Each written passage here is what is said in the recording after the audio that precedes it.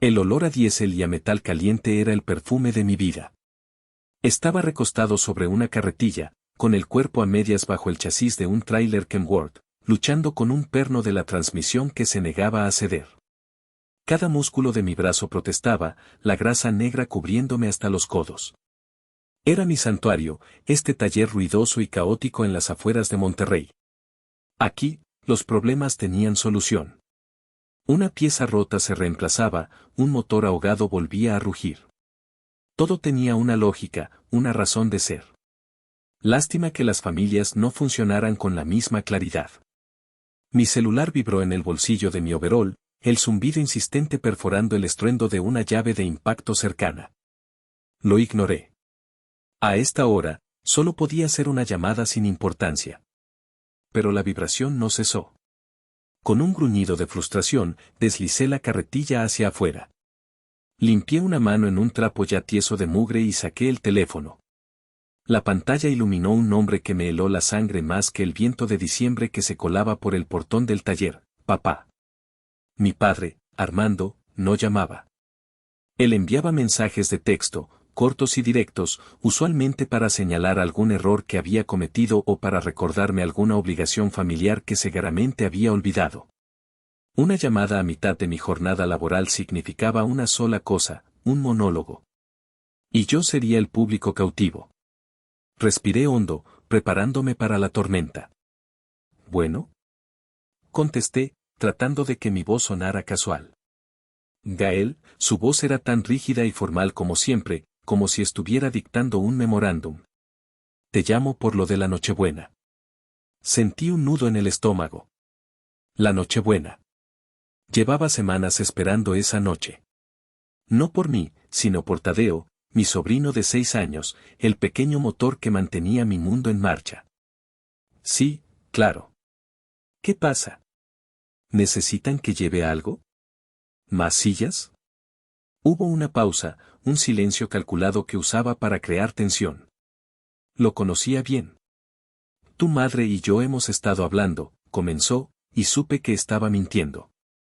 Mi madre, Noemí, no hablaba de estas cosas con él, ella escuchaba y asentía. Y hemos decidido que este año queremos algo diferente. ¿Diferente cómo? Algo más tranquilo. Más refinado. Ya sabes, con los años uno busca menos ruido y más calma. Así que, hemos pensado que sería mejor que tú y el niño no vinieran esta vez. Las palabras flotaron en el aire grasiento del taller. Que no vinieran. No era una pregunta. Era una orden. El perno con el que luchaba antes ya no parecía tan duro. Sentí que el mundo se inclinaba. No ir. Tartamudeé, incrédulo.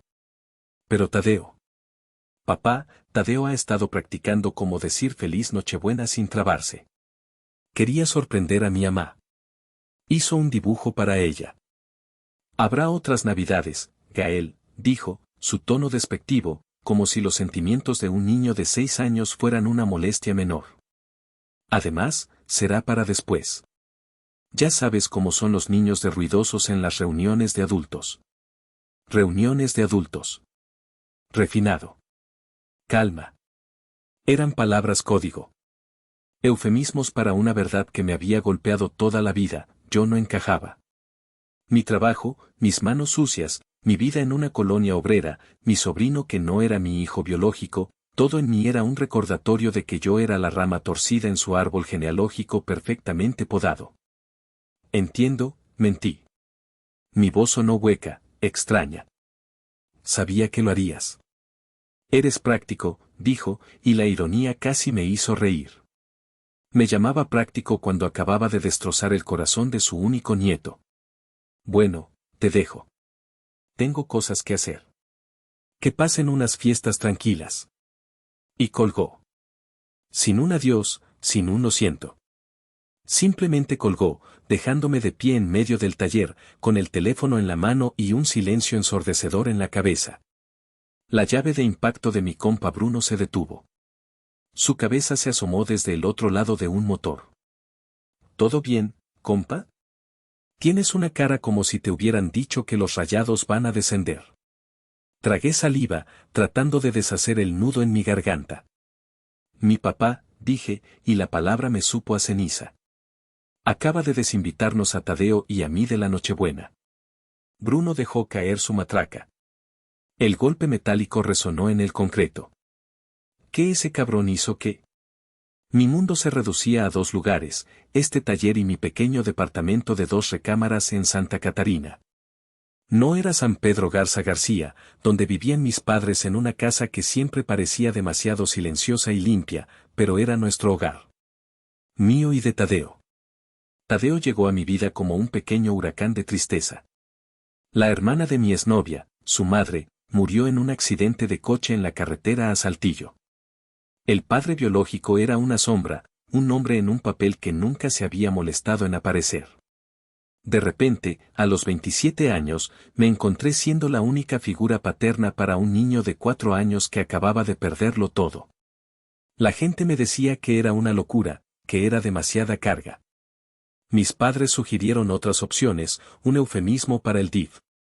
Pero cuando vi a ese niño, con sus ojos enormes y asustados, aferrándose a un dinosaurio de peluche, supe que no había opción. Era mi responsabilidad. Era mi familia. Mi padre, Armando, nunca lo entendió. Él venía de la nada, de un rancho polvoriento en algún lugar de Zacatecas, y había pasado toda su vida adulta tratando de borrar ese origen. Trabajó duro, sí, pero su trabajo no era para darnos una vida mejor, era para construir una fachada. Una casa en una buena colonia, un coche del año, membresía en un club deportivo mediocre, todo era para las apariencias, para el que dirán. Su mayor terror no era la pobreza, sino parecer pobre. Y yo, con mi amor por los motores y mi desdén por las corbatas, era su mayor fracaso. Él no veía a un técnico especializado que ganaba un sueldo honesto y respetable, veía a un grasiento, un obrero, un recordatorio andante de ese pasado que tanto se esforzaba por enterrar. Mi hermana Renata, en cambio, era su obra maestra. 26 años, guapa, con un título universitario en marketing que apenas usaba y un talento innato para atraer hombres ricos. Ella era el reflejo de sus aspiraciones. Esa noche, cuando llegué a casa, el olor a diésel fue reemplazado por el de sopa de fideos. Tadeo estaba sentado en la mesita de la cocina, concentrado, con la lengua de fuera, coloreando. «Tío Gael», gritó, corriendo a abrazar mis piernas. «¿Qué onda, campeón? ¿Qué haces?», pregunté, levantándolo en brazos. «El dibujo para la abuela Noemí», exclamó, retorciéndose para volver al suelo y mostrármelo. Era una Ford Lobo roja. Las ruedas eran óvalos torcidos, el color se salía de las líneas, pero era inconfundible. Y dentro, había dibujado 2 figuras de palitos. Una con el pelo gris y una sonrisa, y otra más pequeña a su lado. «Es la abuela y soy yo», explicó, señalando con su dedito. «Para que no se sienta sola cuando maneja». Sentí una punzada en el pecho, tan aguda que me quitó el aire. La inocencia de ese gesto, la pura bondad de su pequeño corazón. ¿Cómo podía explicarle que las personas que él adoraba no querían verlo? «Está increíble, Tadeo», dije, mi voz ronca. «A la abuela le va a encantar». Él sonrió, una sonrisa que iluminaba su carita y hacía que cualquier sacrificio valiera la pena. Y en ese momento, el dolor se mezcló con algo más oscuro. Rabia. Una rabia fría y profunda. No era solo por mí. Podía aguantar su desprecio, estaba acostumbrado. Pero que se lo hicieran a Tadeo, eso era cruzar una línea. Mientras él volvía a su obra de arte, yo me quedé de pie en la cocina, mirando sus hombritos concentrados. Mi padre no solo me había rechazado a mí, había rechazado el amor incondicional de este niño. Y todo por una palabra, refinado. ¿Qué significaba eso? ¿Ropa cara? ¿Conversaciones vacías sobre el mercado de valores? ¿Sonrisas falsas? Mi mundo no era refinado. Olía a trabajo, sonaba a risas y a veces a llanto, y estaba lleno de un amor tan real que podías tocarlo. Un amor que mi padre, en su búsqueda desesperada de estatus, era incapaz de ver. Y esa ceguera, me di cuenta, iba a costarle muy, muy cara. La decisión de mi padre no fue un acto aislado.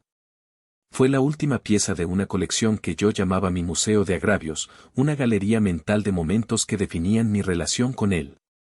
El primer cuadro de la colección estaba colgado en el día de mi graduación de la preparatoria técnica. Yo, con 18 años, sosteniendo mi diploma como el mejor de mi generación en mecánica automotriz. Estaba orgulloso. Había encontrado algo que me apasionaba, algo en lo que era bueno. Mi madre me abrazó, sus ojos brillaban de una mezcla de orgullo y preocupación. Pero mi padre se quedó de pie, con los brazos cruzados, su rostro una máscara de decepción. Esa misma noche, durante la cena de celebración, mis tíos y primos estaban allí. Mi primo, también de 18, acababa de ser aceptado en el TEC de Monterrey para estudiar finanzas. Armando no paraba de hablar de ello. Imagínate, un futuro financiero en la familia. Decía, dándole palmadas en la espalda a mi primo. Esas sí son carreras con futuro. Hay que saber moverse en ciertos círculos, codearse con gente importante. Luego, su mirada se posó en mí. Gael es más, manual, dijo, y la palabra sonó como un insulto. Alguien tiene que ensuciarse las manos, ¿verdad? Las risas forzadas llenaron la mesa. Sentí como me encogía en mi silla, mi diploma de honor de repente se sentía como un certificado de fracaso. Esa noche entendí que para mi padre, mi éxito no contaba si no venía con un traje y un portafolio. Yo era una mancha de grasa en su impecable lienzo de aspiraciones. El segundo cuadro era más reciente. Hacía un año, mi hermana Renata trajo a casa a su nuevo novio, don Ramiro. Un hombre de unos 50 y tantos, con un reloj que costaba más que mi coche y una sonrisa que no llegaba a sus ojos. Mis padres se transformaron. Armando se reía de todos sus chistes malos, Noemí le servía el mejor tequila que tenían. Era un espectáculo grotesco. Cuando llegué del trabajo, todavía con mi overol, mi padre me interceptó en la entrada. Por el amor de Dios, Gael, ve a cambiarte, siseó. Y lávate bien esas manos. Pareces un pordiosero. No quiero que don Ramiro piense que no tenemos clase. Clase. Esa palabra de nuevo. Me sentí como un extraño en mi propia casa. Durante la cena, don Ramiro habló de sus viajes a Europa, de sus inversiones, de su yate. Renata lo miraba embelesada. Y yo, el pordiosero, comía en silencio mientras mi padre me lanzaba miradas de advertencia cada vez que estaba a punto de abrir la boca. Pero la pieza central de mi museo, la que dolía más, era una conversación telefónica de hacía apenas 4 meses. Llamé a mi madre para ver cómo estaba. Su voz sonaba frágil, asustada. «Ay, hijo», me dijo. Tuve un susto terrible. El suru se me apagó en medio de la avenida Lázaro Cárdenas. En hora pico. Los coches me pasaban zumbando. El Nissan Suru de mi madre era una reliquia, un coche famoso en México por ser barato y aguantador, pero también por ser un ataúd con ruedas. No tenía bolsas de aire, ni frenos ABS, nada. La idea de mi madre, una mujer pequeña y nerviosa, varada en esa jungla de asfalto, me revolvió el estómago. Sentí tanto miedo, Gael, continuó, su voz quebrándose. Pensé que alguien me iba a pegar por detrás. Este coche ya no sirve, pero tu padre dice que no hay lana para uno nuevo, que hay que apretarse el cinturón. Colgué el teléfono con una resolución de acero. Apretarse el cinturón era el lema de mi padre, pero de alguna manera, siempre había dinero para las apariencias, la anualidad del club, la ropa de marca de Renata. Las cenas en restaurantes caros para impresionar a gente como don Ramiro. Pero no para la seguridad de su propia esposa. Ese día, la idea del regalo nació. No sería un capricho. Sería una necesidad. Le compraría a mi madre una camioneta. Una Ford Lobo. Algo grande, sólido, seguro. Algo que la protegiera. Y en el fondo de mi corazón, una voz ingenua susurraba que un regalo así, un gesto tan grande y práctico, obligaría a mi padre a verme. No como el mecánico fracasado, sino como el hijo que cuidaba de su madre cuando él no lo hacía. Ese recuerdo, ahora, a la luz de su llamada, se sentía como una broma cruel. Cada gota de sudor, cada peso ahorrado, había sido impulsado por un deseo de proteger a mi madre y, tal vez, de sanar esa fractura con mi padre.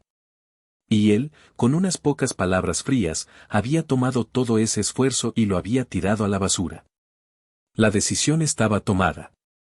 Ahora venía la parte difícil, conseguir el dinero. 600,000 pesos no crecen en los árboles, y menos en el patio de un mecánico.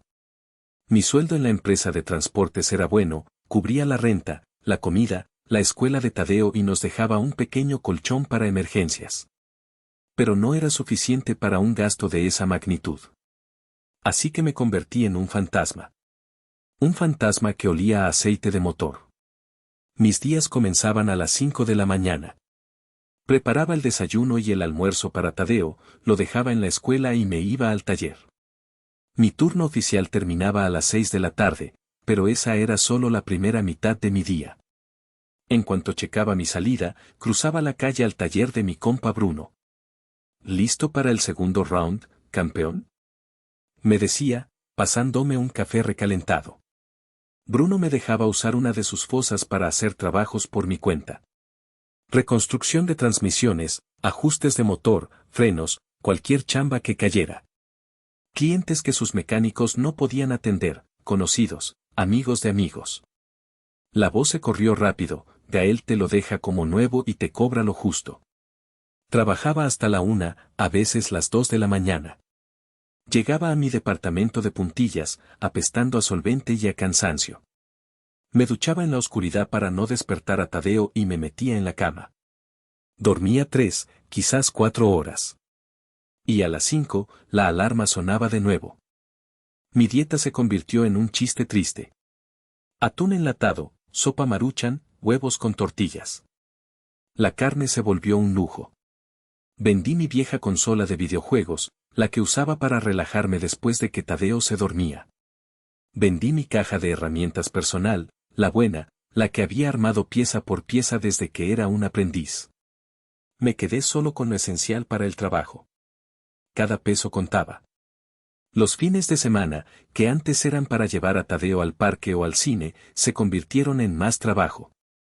Bruno y yo íbamos a lotes de autos usados, buscando la camioneta perfecta. Vimos docenas. La mayoría estaban en mal estado, con el motor maquillado o el chasis golpeado. Yo era exigente. Tenía que ser perfecta para mi mamá. Finalmente, la encontramos. Una Ford Lobo XLT 2018, color plata. Tenía apenas 70,000 kilómetros. El motor V8 sonaba parejo, la transmisión cambiaba suave como la seda. El interior olía a limpio. El dueño era un señor mayor que la usaba solo para ir al rancho los domingos. Pedía 650,000. Te ofrezco 600,000. En efectivo. Mañana mismo, le dije, mi corazón latiendo con fuerza. El hombre dudó, miró la camioneta, luego me miró a mí. Vio mis manos, las uñas permanentemente engrasadas, la fatiga en mis ojos. Creo que vio a alguien que entendía el valor del trabajo duro. Hecho, dijo, extendiendo la mano. El día que cerré el trato, sentí un vértigo de triunfo y terror. Todo mi esfuerzo, cada hora de sueño perdida, cada comida miserable, estaba en una bolsa de lona llena de fajos de billetes. Bruno me acompañó. Neta que estás loco, compa, me dijo mientras contábamos el dinero por última vez. Pero tienes unos huevos de acero. Dejamos la camioneta en su taller, cubierta con una lona. Era mi secreto, mi as bajo la manga. Cada vez que mi padre me llamaba para criticar mi falta de ambición, yo sonreía para mis adentros. No tienes ni idea, pensaba. Imaginaba la escena una y otra vez. La mañana de Nochebuena, llegaría a su casa.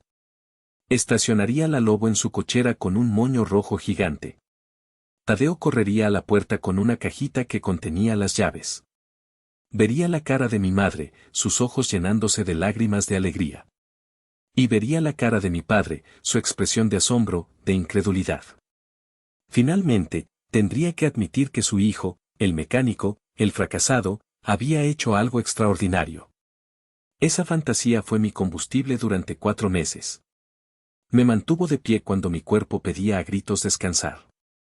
Me dio fuerza cuando la soledad de la noche era abrumadora. Era la luz al final de un túnel muy largo y oscuro. Y ahora, esa luz se había apagado. Mi padre, con una simple llamada, había dinamitado el puente que yo había pasado meses construyendo con mis propias manos. La camioneta seguía bajo la lona, pero ya no era un símbolo de esperanza. Se había convertido en un monumento a mi estupidez. El viaje de regreso a casa esa tarde fue el más largo de mi vida. Cada semáforo en rojo era una tortura, dándome más tiempo para pensar en las palabras que tendría que decir. ¿Cómo le dices a un niño que sus abuelos, las figuras que deberían representarle amor incondicional, lo han descartado como si fuera un mueble viejo? La respuesta es, no lo haces. Mientes. Construyes un muro de palabras suaves para proteger su corazón, incluso si cada palabra te desgarra por dentro. Cuando abrí la puerta del departamento, Tadeo corrió hacia mí, con el dibujo de la camioneta en la mano. Lo había mejorado, añadiendo pegatinas de estrellas doradas alrededor. Tío Gael. Ya casi está lista la Nochebuena. ¿Crees que a la abuela le gusten las estrellas? Me agaché para estar a su altura, forzando una sonrisa que se sentía como una máscara de yeso. Claro que sí, campeón. Le van a encantar. Oye, tenemos que hablar de algo. Su carita, toda emoción y expectativa, se ensombreció con una pizca de preocupación. Los niños tienen un radar para estas cosas. Saben cuando el tono de un adulto cambia, cuando las malas noticias están al acecho. Nos sentamos en el pequeño sofá. Él se acurrucó a mi lado, su calorcito contrastando con el hielo que sentía en mis venas. ¿Qué pasó, tío? Preguntó en voz baja. Bueno, hablé con el abuelo Armando, comencé, eligiendo mis palabras con el cuidado de un técnico desactivando una bomba. Y, resulta que se enfermaron. Los ojos de Tadeo se abrieron como platos. ¿Los dos? Sí, los dos. Les dio una gripe muy, muy fuerte. Con mucha tos y fiebre. Y el doctor les dijo que tienen que descansar en cama y no ver a nadie. ¿A nadie? A nadie. Porque es muy contagioso. Y no queremos enfermarnos nosotros, ¿verdad? Sería horrible pasar la Navidad con temperatura y dolor de garganta. La decepción inundó su rostro. Su labio inferior empezó a temblar. Pero la Nochebuena es mañana, susurró. ¿No van a estar bien para mañana? No, campeón. El doctor dijo que necesitan muchos días para recuperarse. Las lágrimas comenzaron a rodar por sus mejillas. Silenciosas, grandes, devastadoras. Pero, ¿y el dibujo? Sollozó, aferrándose al papel arrugado. ¿Y los regalos? Yo quería darle su abrazo. Lo abracé con fuerza, sintiendo sus pequeños hombros sacudirse. Cada sollozo era como una aguja clavándose en mi conciencia. Odiaba a mi padre en ese momento. Lo odiaba con una intensidad que me asustaba. No por lo que me había hecho a mí, sino por esto. Por obligarme a poner esta tristeza en el corazón de Tadeo. Hey, tranquilo, le dije, meciéndolo suavemente. Les daremos los regalos en cuanto se sientan mejor. Y el dibujo también. Lo guardaremos en un lugar súper seguro para que no se arrugue. Y oye, ¿sabes qué significa esto? Él negó con la cabeza, su cara escondida en mi hombro. Significa que tú y yo tendremos la mejor Nochebuena de la historia. Una Nochebuena de campeones. Pediremos pizza, la que tú quieras, con doble queso. Y veremos todas las películas de superhéroes que queramos, hasta muy tarde. Y construiremos un fuerte de cojines en la sala. ¿Qué te parece? Poco a poco, los sollozos disminuyeron. Se apartó un poco, secándose las lágrimas con el dorso de la mano. ¿Podemos pedir pizza con pepperoni? Con pepperoni y con piña si quieres, dije, tratando de sonar entusiasmado. Guácala, con piña no. Dijo, con una pequeña sonrisa asomando entre las lágrimas. Funcionó, al menos por el momento. La promesa de pizza y películas era un bálsamo para su decepción. Pero yo sabía que la herida estaba ahí. Más tarde esa noche, después de que se durmiera, lo escuché hablar en sueños. Abuela, no te enfermes. Me senté en la mesa de la cocina, la misma donde Tadeo había dibujado con tanta ilusión, y me sentí completamente solo. La rabia había dado paso a un dolor sordo y pesado. Había pasado los últimos 2 años construyendo un mundo seguro para Tadeo, un mundo donde él se sintiera amado y protegido. Y mi propio padre, con su egoísmo y su cobardía, había logrado abrir una grieta en ese mundo. Y yo lo había ayudado, con mi mentira piadosa. Pero mientras miraba la oscuridad a través de la ventana, hice una promesa. Protegería a Tadeo. Y si para eso tenía que convertirme en el villano de la historia de mi padre, que así fuera. El juego había cambiado. Ya no se trataba de ganar su aprobación. Ahora, se trataba de asegurarme de que nunca más volvieran a lastimar a mi niño. La mañana de Nochebuena fue extrañamente silenciosa. Tadeo, aunque intentaba disimularlo, tenía una sombra de tristeza en la mirada. Cumplí mi promesa. Vimos películas desde la mañana, construimos un fuerte épico en la sala con sábanas y cojines, y libramos una batalla de pistolas Nerf que dejó dardos de espuma por todo el departamento. Para la cena, pedimos una pizza gigante de pepperoni y comimos sentados en el suelo, dentro de nuestro fuerte. Por unas horas, casi logré olvidar la mentira que flotaba entre nosotros. La risa de Tadeo era un bálsamo. Verlo feliz, aunque fuera por un rato, hacía que todo lo demás pareciera menos importante. Cerca de las 10 de la noche, Tadeo finalmente se rindió al sueño, acurrucado en un nido de almohadas, con el control remoto todavía en la mano. Lo llevé a su cama, lo arropé y me quedé un momento viéndolo dormir. Parecía tan pequeño, tan vulnerable. Regresé a la sala, al desorden de nuestra celebración para 2. Me senté en el sofá, el silencio ahora se sentía pesado, acusador. Saqué mi teléfono, un acto reflejo para llenar el vacío. Abrí Instagram sin pensar, solo para ver qué hacían los demás, para sentirme conectado a un mundo que celebraba mientras yo estaba en mi isla de soledad. Y entonces lo vi. La primera historia en mi feed era de mi hermana, Renata. Una foto. La fachada de la casa de mis padres, pero como nunca la había visto. Estaba iluminada por cientos de luces navideñas profesionales, de esas que se sincronizan con la música.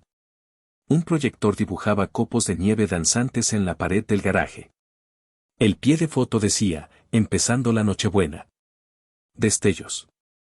Mi corazón dio un vuelco. Tranquilo, me dije. Quizás solo decoraron por fuera. Deslicé el dedo.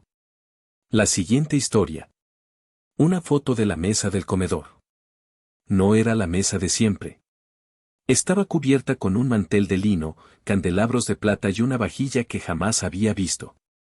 Y estaba puesta para, conté los lugares. 8. 8 personas. ¿Qué había pasado con la celebración tranquila y pequeña?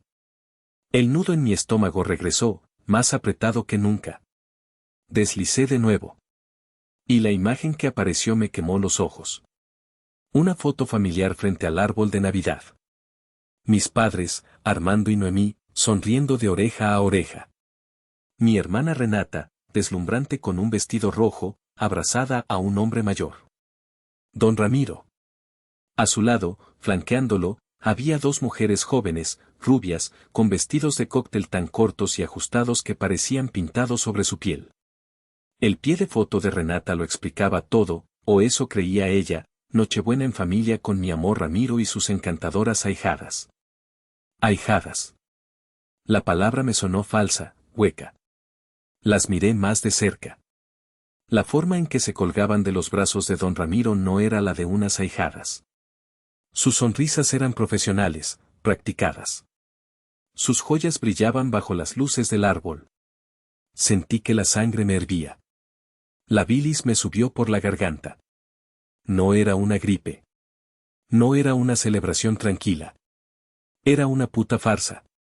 Habían cambiado a su propio nieto por un millonario y su séquito. Pero Renata no había terminado.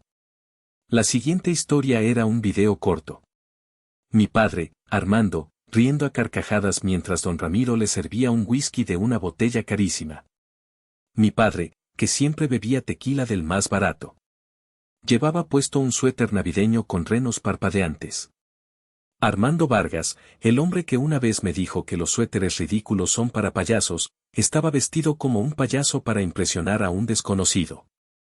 Otra historia. Mi madre, Noemí, sirviendo un enorme trozo de prime rib en un plato. Prime rib y langosta. Nosotros, de niños, siempre comíamos pavo seco o jamón de oferta. La última foto fue la que me rompió. Era un primer plano de mi padre y don Ramiro, con los brazos sobre los hombros del otro, como si fueran amigos de toda la vida. Y la mirada en el rostro de mi padre, no era su sonrisa forzada para las fotos. Era una mirada de genuina admiración, de orgullo. Estaba mirando a don Ramiro como si fuera el hijo que siempre había querido tener.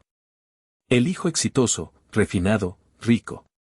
El hijo que yo nunca sería. En ese instante, todo el dolor, toda la frustración y toda la tristeza de los últimos días se cristalizaron en una sola emoción, una furia fría, pura y absoluta. Tomé capturas de pantalla de todo. Cada foto, cada video, cada pie de foto. Las envié a Bruno por WhatsApp con un solo mensaje: ¿estás viendo esta mamada? La respuesta de Bruno fue inmediata. No mames. ¿Ese de suéter es tu jefe? Y esas dos no son sus ahijadas ni de chiste. La rubia de la derecha se llama Jimena. Ese de Can. La ex de mi primo. ¿Qué chingados está pasando, Gael? Leí el mensaje de Bruno una y otra vez. Así que era verdad. No eran ahijadas. Eran actrices en una obra de teatro familiar, y Tadeo y yo éramos los personajes que habían sido eliminados del guión. Miré hacia el pasillo, hacia la habitación donde dormía mi sobrino. Luego miré la pantalla de mi teléfono, la imagen de la familia feliz y refinada.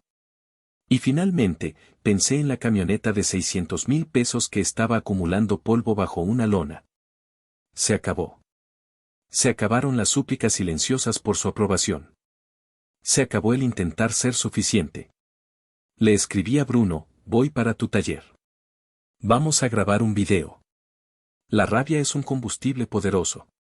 Conduje por las calles desiertas de Monterrey en la noche de Nochebuena, no con la tristeza que me había acompañado antes, sino con una determinación helada. Cada semáforo en verde parecía una señal, cada calle vacía un camino despejado hacia lo que tenía que hacer. Ya no había dudas, ni vacilaciones. Solo un propósito claro y afilado como un cuchillo. Cuando llegué al taller de Bruno, él ya me estaba esperando en la puerta, con 2 cafés humeantes en la mano. Sabía que vendrías, dijo, pasándome uno. Vi las fotos. Qué poca madre tienen, compa. Neta. Ni me digas, respondí, el vapor del café calentando mis manos frías. ¿Tienes las llaves de la Lobo? Claro. ¿Qué tienes en mente? Voy a mandarles un regalo de Nochebuena que no pidieron, dije, mi voz sonaba extrañamente calmada. Entramos al taller. Bruno encendió las luces principales, iluminando la vasta caverna de metal y herramientas. En una esquina, bajo una lona gris, descansaba el monumento a mi ingenuidad. Caminé hacia ella y, con un solo movimiento, tiré de la lona. La Ford Lobo plateada brilló bajo las luces fluorescentes. Estaba impecable. La había lavado y encerado la semana anterior, anticipando el gran día. Ahora, su brillo parecía burlarse de mí. Es una chingonería de camioneta, dijo Bruno, silbando en voz baja. Tu mamá se iba a volver loca. Sí, dije, pasando la mano por el cofre frío. Bueno, ahora se va a volver loca por otras razones. El mensaje de Bruno sobre Jimena, la ahijada, me había dado más que una confirmación. Me había dado un arma. La mentira de mi padre no era solo una omisión, era una construcción elaborada. Habían contratado extras para su pequeña película familiar. Y eso lo hacía todo mucho más grotesco. Saqué mi teléfono. Necesito que me ayudes a grabar. Quiero que se vea perfecta. Cada detalle. Durante la siguiente media hora, nos convertimos en un equipo de producción de 2 personas. Usé la linterna de mi celular para iluminar los ángulos correctos mientras Bruno grababa con el suyo. Empezamos por fuera, capturando el brillo de la pintura, el cromo de la parrilla, los rines deportivos que le había puesto. Abrí la puerta y grabamos el interior, los asientos de piel, el tablero digital, la pantalla táctil. Abrí el cofre y nos detuvimos en el motor V8, limpio y poderoso. Incluso grabé la batea, con su cubierta protectora nueva. No hablé. No quería que mi voz, cargada de ira, arruinara el efecto. Quería que las imágenes hablaran por sí solas. Quería que vieran lo que habían despreciado. Quería que cuantificaran su traición en caballos de fuerza y en pesos. Cuando terminamos, teníamos una serie de clips cortos y de alta calidad. Me senté en una de las sillas de oficina desvencijadas de Bruno y usé una aplicación simple para unirlos en un solo video de 1 minuto. Le añadí una música de fondo suave, casi melancólica. Una canción instrumental de guitarra que solía gustarle a mi madre. Y al final, sobre una pantalla negra, escribí el texto. Letra por letra, con los pulgares temblándome ligeramente, no de duda, sino de adrenalina. Feliz Nochebuena, mamá. Iba a ser una sorpresa para que ya no manejaras ese Tsuru, pero como no somos lo suficientemente refinados para la cena, supongo que me la quedo. Gracias por enseñarnos a Tadeo y a mí cuál es nuestro lugar. Releí el mensaje. Era perfecto. Cortés, pero brutal. Lleno de un dolor que cortaba más que cualquier insulto. ¿Estás seguro, Gael? Preguntó Bruno, mirando por encima de mi hombro. Una vez que aprietes, enviar, ya no hay vuelta atrás. Miré la pantalla. Pensé en la cara de Tadeo llorando. Pensé en la sonrisa de mi padre junto a don Ramiro. Pensé en los 4 meses de trabajo infernal. Nunca he estado más seguro de algo en mi vida, dije. Busqué el contacto de mi madre en WhatsApp. Su foto de perfil era una de ella y mi padre, sonriendo en la playa. Una imagen de felicidad prefabricada. Adjunté el video. Mi dedo se cernió sobre el botón de enviar. Por un instante, una fracción de segundo, una voz en mi cabeza, la voz del niño que solo quería que su papá estuviera orgulloso, me suplicó que me detuviera. La ignoré. Y apreté, enviar. El pequeño círculo con la palomita se volvió azul casi al instante. Visto. Mi madre estaba en línea. Me imaginé la escena, ella, sentada en su sofá de piel, quizás un poco aburrida de la conversación de los hombres, revisando su teléfono. Vería un video de su hijo. Curiosa, lo abriría. El video comenzaría a reproducirse. La música de guitarra. Las imágenes de la camioneta reluciente. Al principio, estaría confundida. ¿Por qué Gael me manda un video de una camioneta? Luego, a medida que la cámara recorriera el interior lujoso, el motor impecable, una idea comenzaría a formarse en su mente. Y finalmente, el texto. Las palabras que caerían como piedras en el silencio de su sala refinada. Me quedé mirando la pantalla, esperando. ¿Una llamada? ¿Un mensaje furioso? Nada. Silencio. Bueno, ya está hecho, dije, más para mí que para Bruno. Ahora empieza lo bueno, respondió él, abriendo una bolsa de papitas que tenía guardada en su escritorio. ¿Quieres? La cena de Nochebuena de los campeones. Tomé un puñado.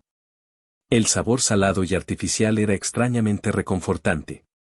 Nos quedamos allí, en el silencio del taller, comiendo papitas y esperando la explosión.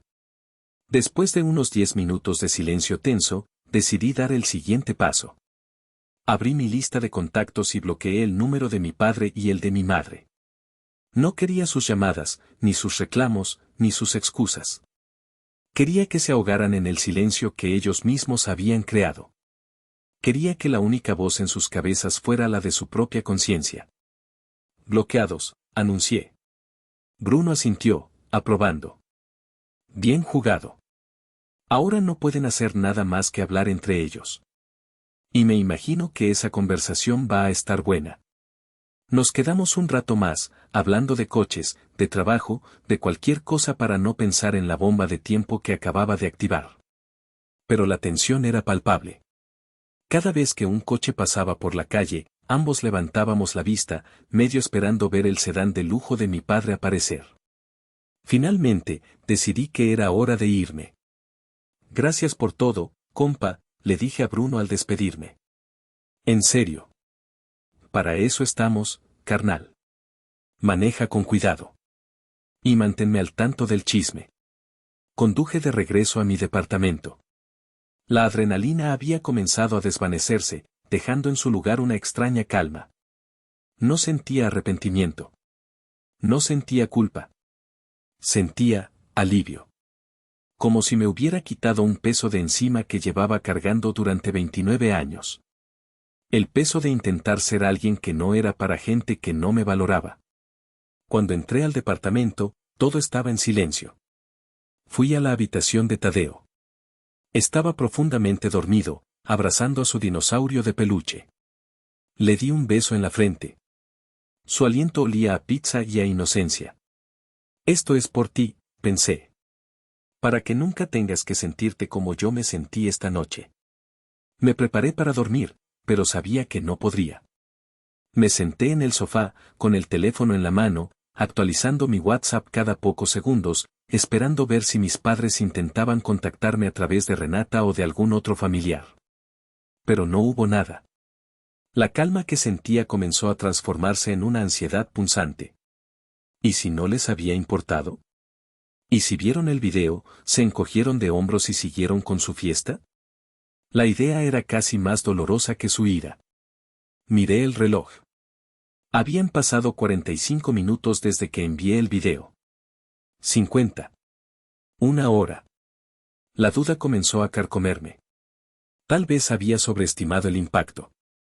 Tal vez la camioneta, mi gran sacrificio, no significaba nada para ellos en comparación con el brillo del dinero de don Ramiro. Y entonces, cuando el reloj marcó 1 hora y 13 minutos, sucedió. Unos golpes secos y furiosos resonaron en mi puerta. No era el toque de un vecino pidiendo azúcar. Era un golpeteo violento, desesperado. Como el de alguien que intenta derribar la puerta a puñetazos. Mi corazón se detuvo y luego comenzó a latir con una fuerza desbocada. Me levanté lentamente del sofá y caminé hacia la puerta. Miré por la mirilla. Y allí estaban. Mi madre, Noemí, con el rostro pálido, surcado por lágrimas, el rímel corrido. Y a su lado, mi padre, Armando. Su cara no estaba pálida. Estaba de un color rojo oscuro, casi morado.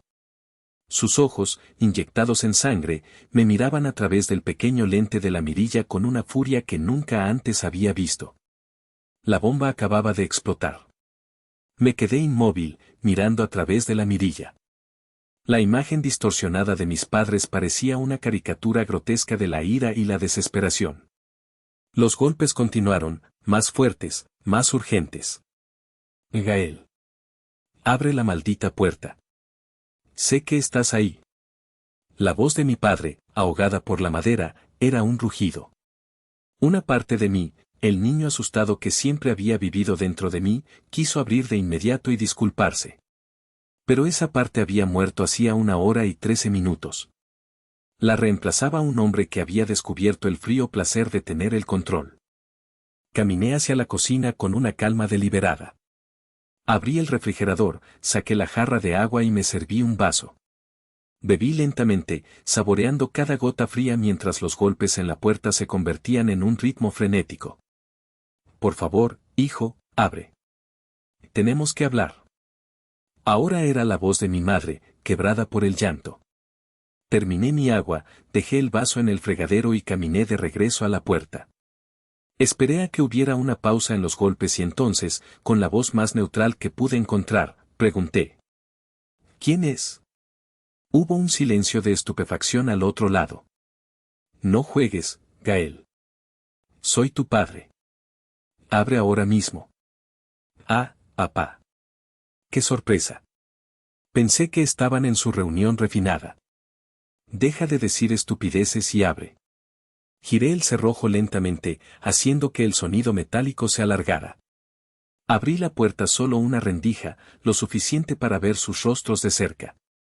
Mi padre parecía a punto de sufrir un infarto. Mi madre era un mar de lágrimas. ¿Qué se les ofrece?, pregunté, como si fueran vendedores a domicilio. Armando me empujó y entró al departamento. Noemí lo siguió, tropezando. ¿Dónde está?, gritó mi padre, sus ojos recorriendo mi pequeño departamento como si esperara encontrar la camioneta estacionada junto al sofá. ¿Dónde está qué?, pregunté, cerrando la puerta. No te hagas el idiota conmigo, Gael. La camioneta. La del video. Mi madre se acercó, sus manos temblorosas. Hijo, ese video, la camioneta, ¿de verdad, era para mí?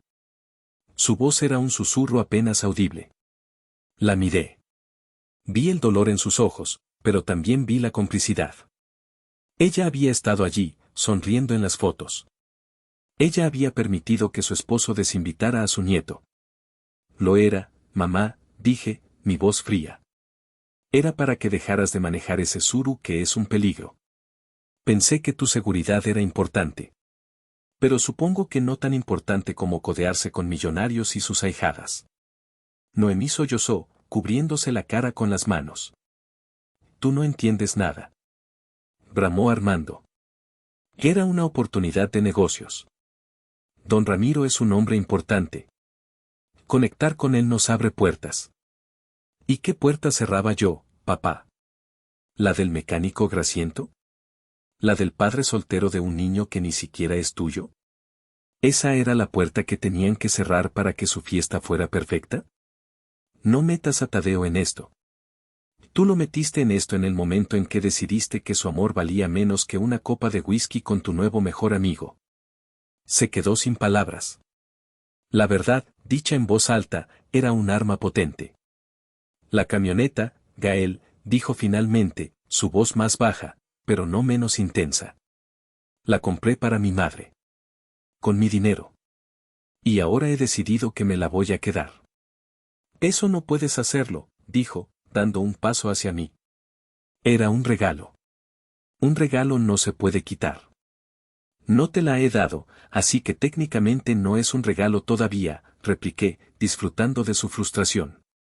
Es una camioneta que compré. Y punto. Yo la necesito, Gael, dijo, su arrogancia comenzando a resquebrajarse, reemplazada por una desesperación patética. Mi coche, ya no da para más. Lástima. Supongo que tendrás que apretarte el cinturón. ¿No es eso lo que siempre dices? Mi madre levantó la vista, sus ojos rojos e hinchados. Por favor, Gael. No seas así. Tu padre, nosotros, cometimos un error. Estábamos equivocados. ¿Equivocados? Me reí, una risa sin alegría. No, mamá. No estaban equivocados. Tomaron una decisión. Eligieron el estatus sobre la familia.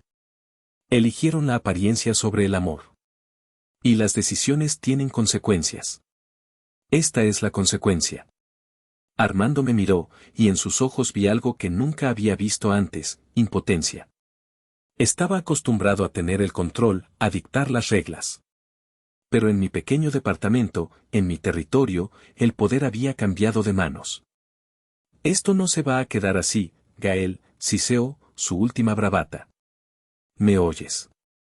No se va a quedar así. Pues me parece que sí, dije, abriendo la puerta. Ya es tarde. Y Tadeo está durmiendo. Les pido que se retiren.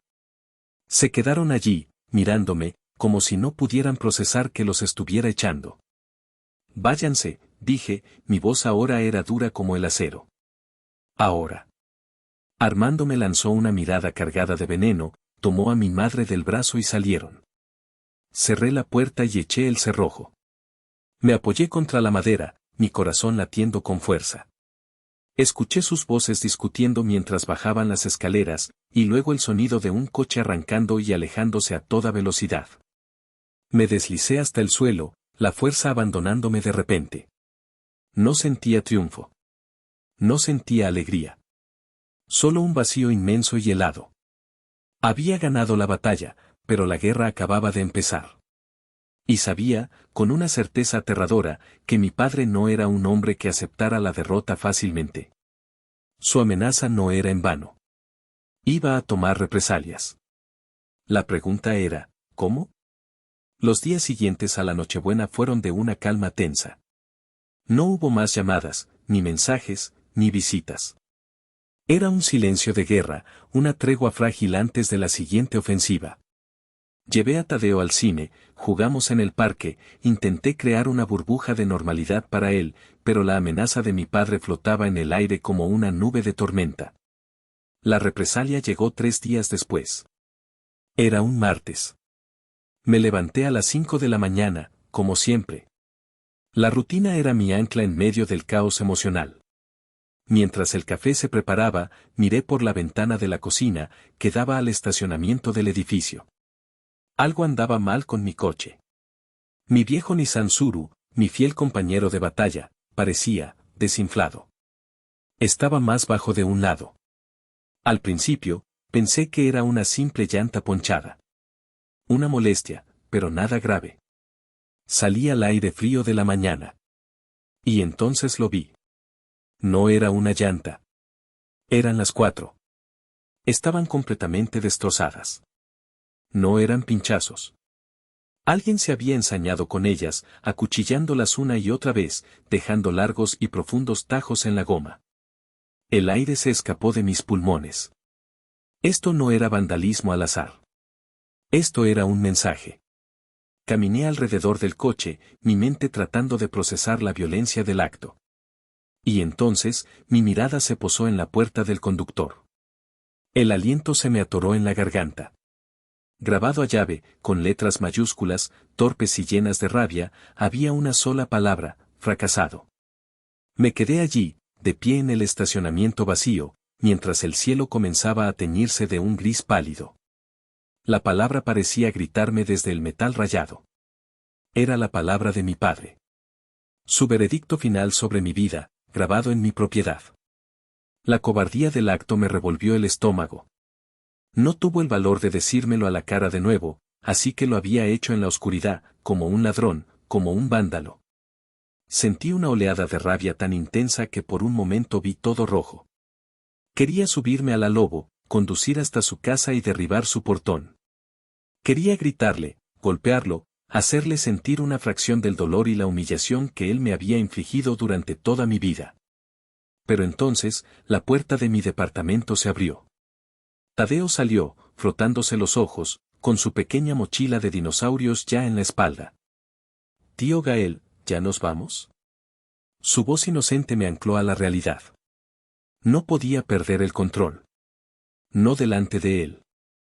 «Hola, campeón», dije, forzando mi voz a sonar tranquila. Hubo un pequeño problema con el coche. Se acercó, y sus ojos se abrieron al ver las llantas. «¿Qué le pasó?», preguntó, su vocecita llena de confusión. Alguien le hizo una broma muy pesada, Tadeo. Él rodeó el coche, examinando los daños con una seriedad infantil.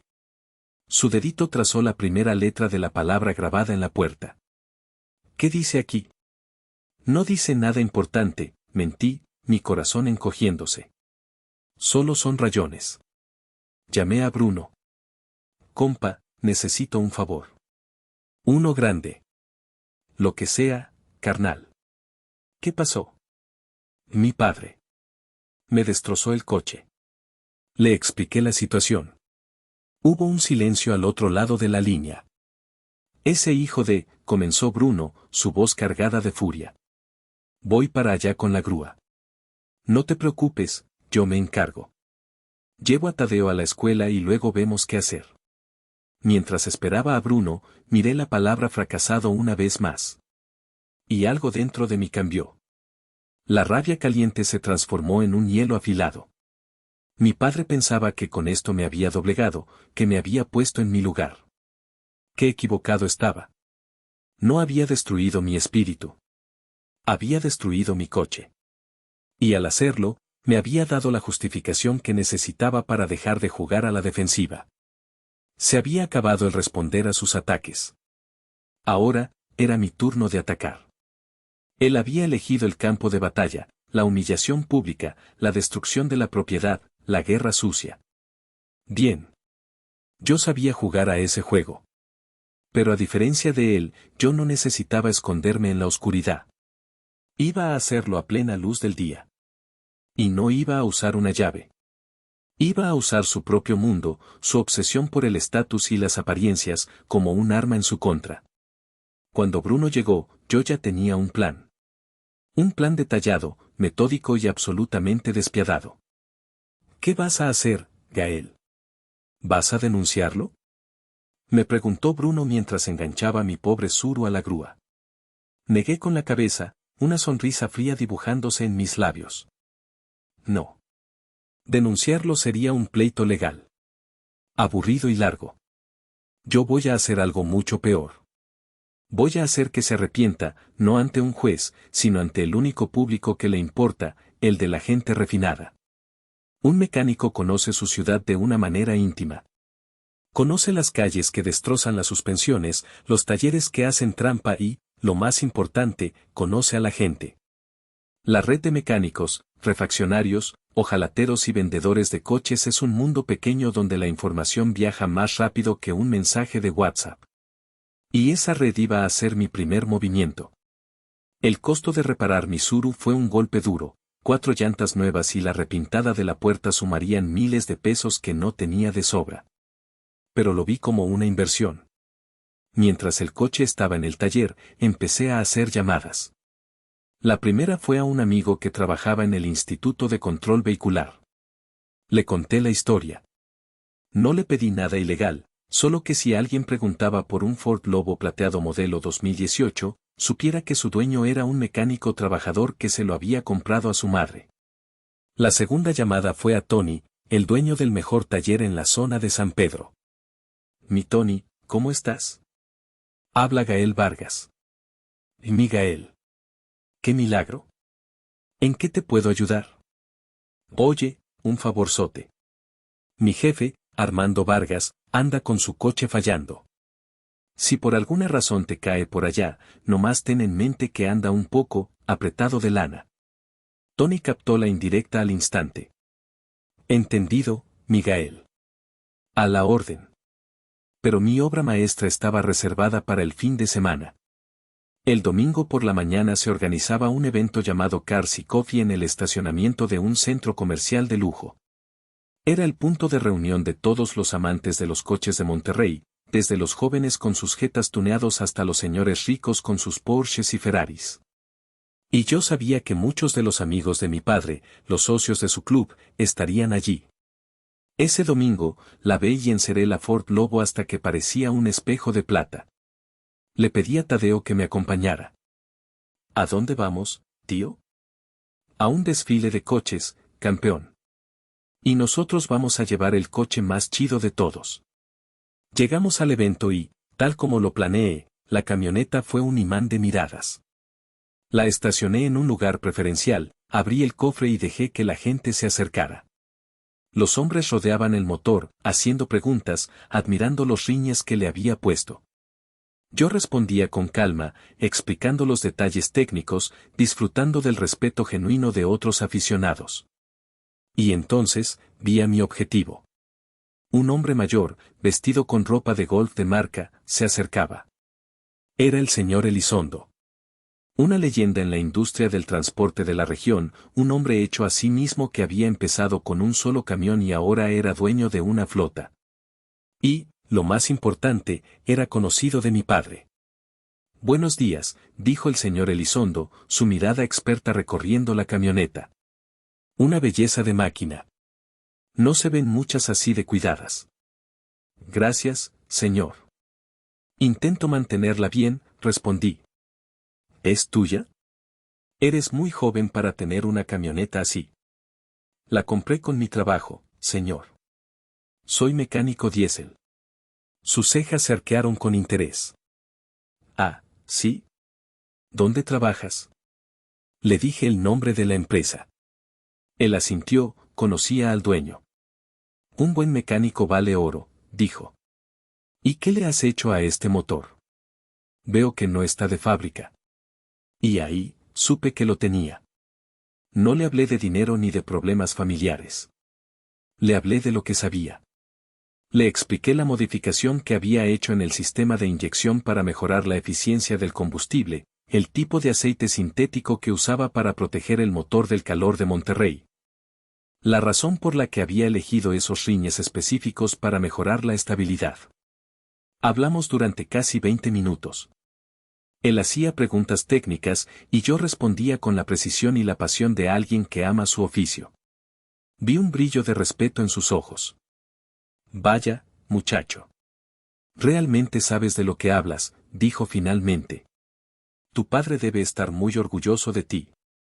Armando Vargas, ¿verdad? Lo conozco del club. Mi sonrisa se desvaneció un poco. Bueno, señor, esa es una historia complicada. Él me miró, su intuición de viejo lobo de los negocios detectando que había algo más. Tengo tiempo, dijo. Y así, de pie junto a la camioneta que era el centro de todo, le conté la historia. No con ira, no con autocompasión, sino con la calma de quien relata hechos. Le conté sobre la llamada, la Nochebuena, las ahijadas, el video. Y le conté sobre Misuru y la palabra fracasado grabada en la puerta. El rostro del señor Elizondo se endureció. Él era un hombre de la vieja escuela, un hombre para quien el trabajo duro, la familia y el honor lo eran todo. La historia de un padre que despreciaba el trabajo honesto de su hijo y que cometía un acto de vandalismo por despecho, lo ofendió a un nivel profundo. No dijo mucho. Solo asintió lentamente. Ya veo, dijo, su voz grave. Lamento mucho escuchar eso, Gael. Un hombre se mide por sus acciones, no por las apariencias. Y lo que tú has hecho, cuidar de ese niño y trabajar de esta manera, eso es de hombres. Lo otro, es de cobardes. Me dio una palmada en el hombro, me dio su tarjeta y se fue. No necesité hacer nada más. Sabía que la historia, ahora validada por un hombre del calibre del señor Elizondo, se esparciría por su círculo social como un reguero de pólvora. Mi padre no sería confrontado con gritos ni acusaciones. Sería asesinado socialmente con algo mucho peor, susurros, miradas de reojo y un silencio helado. Mientras veía al señor Elizondo alejarse, Tadeo tiró de mi pantalón. Tío, ese señor dijo que eres un hombre. Sí, campeón. ¿Cómo Batman? Sonreí, la primera sonrisa genuina en días. Sí, Tadeo. Algo así. Había llevado la guerra al territorio de mi padre y acababa de ganar una batalla decisiva sin disparar un solo tiro. El lunes siguiente, el mundo de mi padre comenzó a desmoronarse, no con un estruendo, sino con el goteo constante de consecuencias. La historia que el señor Elizondo había escuchado en el Cars y Coffee se convirtió en el chisme principal del club deportivo. Bruno, cuya prima trabajaba como mesera en el restaurante del club, me dio los detalles. Dice que fue épico, güey, me contó por teléfono, riendo. Tu jefe llegó el domingo por la tarde, todo orgulloso. Y la gente nomás se le quedaba viendo. Nadie se acercó a su mesa. Los que solían saludarlo, pasaban de largo fingiendo que no lo veían. Según la prima de Bruno, mi padre se dio cuenta de que algo andaba mal. Su sonrisa se fue congelando, su postura se fue encorvando. Se pasó la tarde mirando su celular, probablemente esperando una llamada que nunca llegó. El golpe de gracia vino el martes. Armando tenía una pequeña reunión de negocios programada con el señor Elizondo. No era un gran contrato, pero era una oportunidad para Armando de asociarse con un nombre importante, algo que anhelaba desesperadamente. A las 9 de la mañana, la secretaria del señor Elizondo llamó a la oficina de mi padre. La reunión estaba cancelada. La razón oficial fue un conflicto de agenda. La razón real la sabíamos todos. El señor Elizondo no hace negocios con hombres que no tienen honor. Para Armando, esto fue una humillación pública catastrófica. Su castillo de naipes, construido con apariencias y conexiones frágiles, se estaba viniendo abajo. Mientras tanto, el karma también alcanzó a mi hermana Renata. Don Ramiro, al parecer, no apreciaba ser el centro de un escándalo. La idea de que toda la élite de Monterrey supiera que sus ahijadas eran en realidad edecanes pagadas dañó su preciada reputación. Según me contó Bruno, quien se había convertido en mi principal fuente de inteligencia, don Ramiro terminó con Renata por teléfono. Le dijo que necesitaba a alguien con un perfil más bajo y que pasara a recoger sus cosas del departamento que él le pagaba. De la noche a la mañana, Renata pasó de conducir un Mercedes del año a tener que volver a casa de mis padres con la cola entre las patas. Pero la estocada final no fue social, sino mecánica. El miércoles por la mañana, el viejo coche de mi padre, el que había estado ignorando durante meses, finalmente dijo basta. La transmisión murió en medio de la avenida Gonzalitos, en plena hora pico matutina. El coche se detuvo, negándose a moverse, creando un caos vial monumental. Tuvo que llamar a una grúa. Y el taller más cercano, irónicamente, era el de mi amigo Tony. Tony me llamó esa misma tarde. No me vas a creer quién está aquí, Miguel. Tu jefe. ¿Y qué tal el diagnóstico? Pregunté, tratando de contener la risa. Uf, está para llorar. La transmisión está quemada. Necesita una reconstrucción completa. Y ya que lo abrí, vi que el convertidor catalítico está hecho pedazos y tiene una fuga de aceite en la cabeza del motor. ¿Y el costo total de la tragedia? Para que le duela, pero sin que sea mentira, unos 85,000 pesos, ya con mano de obra. Casi me atraganté con mi café. 85,000. Pues sí, güey. Las piezas de ese coche son caras. Y tú sabes que mi chamba es de primera. Le dije el precio y casi se desmaya. Me empezó a decir que si no le podía hacer un descuento, que si no aceptaba pagos.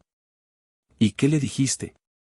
Le dije que claro, que aceptamos pagos, pero que para un monto así, necesitaría un aval con buen crédito. Hubo una pausa en la línea, y ambos sabíamos lo que venía a continuación. Se quedó callado un rato, continuó Tony. Y luego me preguntó si podía usar mi teléfono. Marcó un número. Y por la cara que puso, supe que le habían mandado a buzón. Colgué con Tony y miré mi celular. Tenía 5 llamadas perdidas de mi padre. El hombre que me había llamado fracasado ahora necesitaba mi ayuda. El hombre cuyo mundo se basaba en el estatus financiero ahora no tenía crédito para reparar su propio coche. El universo, a veces, tiene un sentido del humor muy retorcido. Dejé que sus llamadas se fueran a buzón durante el resto del día. Después de él, llamó mi madre. Luego Renata, desde un número desconocido. Era un bombardeo coordinado. Finalmente, llegó un mensaje de texto de mi padre. Gael, por favor. Necesito hablar contigo. Es urgente. Esperé hasta la noche, después de que Tadeo se durmiera. Quería tener la mente clara. Me senté en el sofá, respiré hondo y le devolví la llamada. Contestó al primer timbrazo. Gael, su voz era diferente.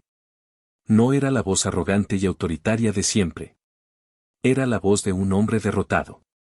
Sonaba, viejo. ¿Qué quieres, papá? Necesito tu ayuda. ¿Mi ayuda? ¿Para qué? No juegues, por favor. El coche. Tony me quiere cobrar una fortuna. Dice que necesito un aval. Suena a que es un problema personal, dije, usando sus propias palabras en su contra. Hubo un silencio. Podía oír su respiración pesada al otro lado de la línea. Soy tu padre, Gael. Ah, ahora sí te acuerdas de que eres mi padre. ¿No era yo demasiado fracasado para ser tu hijo en Nochebuena? ¿No era yo una vergüenza para ti? Otro silencio, más largo esta vez. Y entonces, escuché 3 palabras que pensé que nunca saldrían de su boca. Lo siento, hijo. La confesión fue tan inesperada, tan ajena a su carácter, que me dejó sin palabras por un momento. ¿Sientes qué, exactamente? Pregunté, mi voz dura, no queriendo dejarlo escapar tan fácilmente. Quiero que seas específico. Tartamudeó. Por lo de Nochebuena. Por lo que te dije. Y, por las llantas. Así que lo admitía. ¿Admites que fuiste tú quien acuchilló las llantas de mi coche? Fue una estupidez, dijo en voz baja. Estaba enojado. Don Ramiro dijo que había que darte una lección. ¿Y tú le hiciste caso? ¿Le hiciste caso a un tipo que acabas de conocer, para darle una lección a tu propio hijo? ¿Destruiste mi única forma de transporte, la que uso para llevar a tu nieto a la escuela? No respondió. No había respuesta para eso. De repente, la voz de mi madre se unió a la llamada. Hijo, por favor. Ya ha sido suficiente. Renata está devastada, don Ramiro la dejó. Tu padre no tiene coche. Todos en el club están hablando de nosotros. Estamos muy arrepentidos. ¿Es eso lo que quieres oír? Lo que quiero oír ya no importa, mamá, dije, mi voz llenándose de un cansancio infinito. Lo que quiero es que entiendan algo. Llevo 2 años criando a Tadeo. 2 años. Y ni una sola vez han actuado como verdaderos abuelos. Ni una sola vez se han sentido orgullosos de mí por dar un paso al frente. Todo lo que ven es al mecánico, al que no fue a la universidad. Silencio total al otro lado. Trabajo 60 horas a la semana, a veces más. Reconstruí mi vida para que Tadeo no terminara en un orfanato. Ahorré cada centavo que no tenía para comprarte una camioneta, mamá, porque pensé que tal vez, solo tal vez, finalmente me verían como algo más que la decepción de la familia. Y ustedes desinvitaron a un niño de 6 años de la Nochebuena. Un niño que les hizo un dibujo. Un niño que solo quería su amor. Eligieron a unos extraños pagados por encima de su propia sangre. No sabíamos lo de las muchachas de Ramiro, comenzó mi madre. Pero sabían lo de nosotros. La interrumpí. Sabían que Tadeo y yo estábamos solos en casa mientras ustedes celebraban su fiesta refinada. Tomaron una decisión. Se hizo un largo silencio. Finalmente, la voz de mi padre, vacía de toda emoción, preguntó. ¿Qué quieres, Gael? ¿Qué se necesita para arreglar esto? Era la pregunta que había estado esperando. Y yo tenía la respuesta lista. Tomé una respiración profunda. El poder, por primera vez en mi vida, estaba de mi lado. No iba a usarlo para destruir, sino para reconstruir. Pero bajo mis términos. Aquí están mis condiciones, dije, mi voz firme y clara. No son negociables. Número 1, van a venir a mi casa y se van a disculpar con Tadeo. Cara a cara. Le van a explicar, en palabras que él pueda entender, por qué no lo quisieron en Nochebuena. Y quiero que sea una disculpa sincera. Él sabe la diferencia. Número 2, Renata va a conseguir un trabajo de verdad. Se acabó lo de ser mantenida. Quiero verla trabajar, ganar su propio dinero, aprender lo que cuesta la vida. No me importa si es en una tienda o en una oficina, pero se acabó la vida fácil. Número 3. Van a pagarme cada centavo de la reparación de mi coche. Las 4 llantas y la pintura de la puerta. Tengo el recibo. Y número 4. Una vez al mes, vendrán a cenar a mi departamento. Comerán lo que yo cocine, jugarán con Tadeo en el suelo, y actuarán como los abuelos que él se merece. Hubo un silencio tan profundo que pude oír el zumbido del refrigerador. Eso es un chantaje, dijo finalmente mi padre, un último vestigio de su antiguo yo. No, papá. Chantaje sería amenazar con mandar al club las conversaciones de don Ramiro con sus ahijadas, donde negocian precios. Esto se llama consecuencias. Escuché un susurro, una discusión ahogada entre mis padres. Podía imaginarlos, en su sala silenciosa, enfrentándose a la nueva realidad. El mundo que habían construido se había derrumbado, y yo era el único que tenía los planos para construir algo nuevo. Si hacemos todo eso, dijo mi padre, su voz resignada, ¿serás mi aval para el crédito del coche? No, dije sin dudarlo. ¿Qué? Exclamó. No seré tu aval. Pero te ofrezco algo mejor. Te vendo la Ford Lobo. No tengo ese dinero, Gael, lo sabes. Entonces empieza a ahorrar. Por cierto, ¿cuánto te costaba mantener el Mercedes de Renata? Colgué. Dejé el teléfono en la mesa y sentí que una paz inmensa me invadía. Había dicho todo lo que necesitaba decir. La pelota estaba en su cancha. Tardaron 3 días en ceder. El jueves por la noche, tocaron a mi puerta. No con golpes furiosos, sino con un toque suave, casi tímido. Abrí y allí estaban los tres. Mi padre, vestido con unos jeans y una camisa sencilla, algo que no le veía en años. Mi madre, sosteniendo un refractario con lasaña, su ofrenda de paz. Y Renata, con los ojos hinchados y sin una gota de maquillaje, pareciendo una niña perdida. Tadeo corrió a la puerta. Abuelos. Tía Renata. ¿Ya no están enfermos? La mirada en el rostro de mi madre fue de puro dolor. Casi me hizo flaquear. Casi. Entraron y se sentaron en mi sofá de segunda mano. Comieron las galletas de animalitos que Tadeo les ofreció. Y uno por uno, cumplieron con la primera condición. Armando fue primero. Se arrodilló frente a Tadeo, un gesto que debió costarle todo su orgullo. Campeón, dijo, su voz ronca. El abuelo cometió un error muy grande. No estuvimos enfermos. Fuimos, tontos. Y te extrañamos mucho en Nochebuena. No fue tu culpa. Fue mía. ¿Me perdonas? Tadeo, con la sabiduría simple de los niños, solo asintió y le dio un abrazo. Vi a mi padre cerrar los ojos, como si ese pequeño abrazo fuera a la vez un alivio y un castigo. Mi madre lloró, abrazando a Tadeo hasta que él se escabulló. Le prometió ir a todos sus juegos de béisbol y traerle un postre cada vez que viniera. Renata apenas pudo hablar. Le susurró a Tadeo que lo sentía y luego me mostró en su celular una solicitud de empleo que había llenado para una tienda departamental. Era un comienzo. Esa noche, jugaron con Tadeo en el suelo. Vi a mi padre, el gerente regional, hacer ruidos de monstruo mientras Tadeo le disparaba con una pistola Nerf. Vi a mi madre leerle 3 cuentos seguidos, imitando las voces de los personajes. Vi a mi familia, por primera vez, ser una familia. Los siguientes 6 meses fueron un proceso lento y a veces incómodo de reconstrucción. Cumplieron cada promesa. Las cenas mensuales se volvieron una tradición. Al principio eran tensas, pero poco a poco, las conversaciones se volvieron más fáciles. Descubrí que a mi padre le encantaban las películas de acción, igual que a mí. Mi madre resultó ser sorprendentemente buena jugando videojuegos con Tadeo. Renata consiguió el trabajo.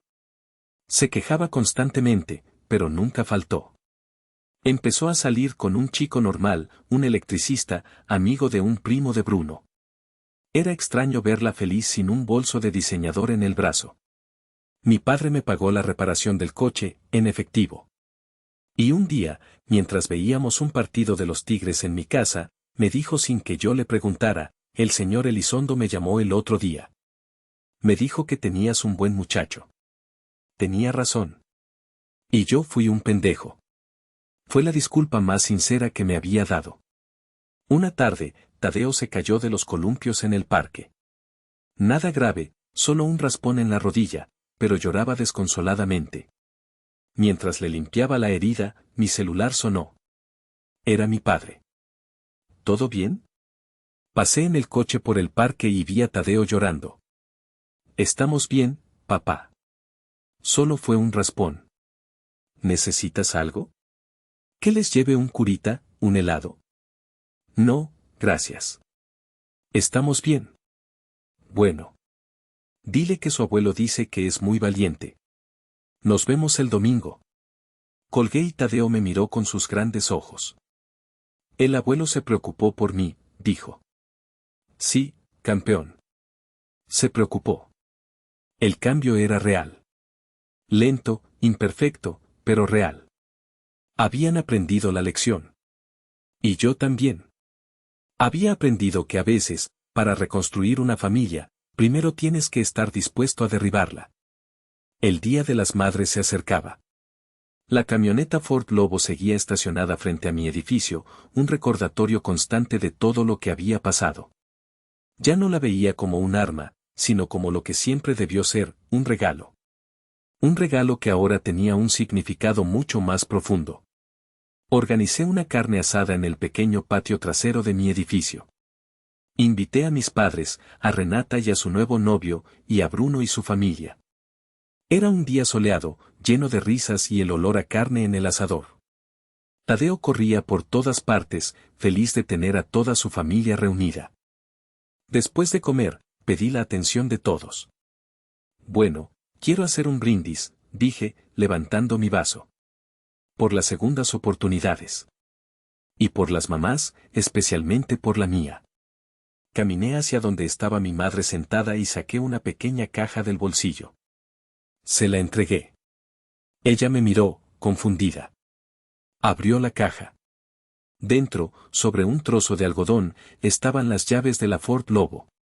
Levantó la vista, sus ojos llenándose de lágrimas. No dijo nada. No podía. Se levantó y me abrazó, un abrazo fuerte, lleno de todo lo que no se había dicho en los últimos 6 meses. Mi padre se acercó. Puso una mano en mi hombro. Sus ojos también estaban húmedos. Asintió lentamente, una mirada de respeto, de aceptación. Una mirada que había esperado ver toda mi vida. La camioneta ya no era un símbolo de su traición, ni de mi venganza. Se había convertido en un símbolo de nuestro nuevo comienzo. Un testamento de que incluso las familias más rotas pueden encontrar el camino de regreso si están dispuestas a enfrentar la verdad y a trabajar por el perdón. No ha sido fácil, y nuestra familia nunca será perfecta. Pero es real. Es honesta. Y está unida por algo más fuerte que las apariencias, la voluntad de intentarlo, un día a la vez. Y ahora les pregunto a ustedes, los que han escuchado mi historia. ¿Hice lo correcto en perdonarlos y darles la camioneta? ¿Ustedes qué harían en mi lugar?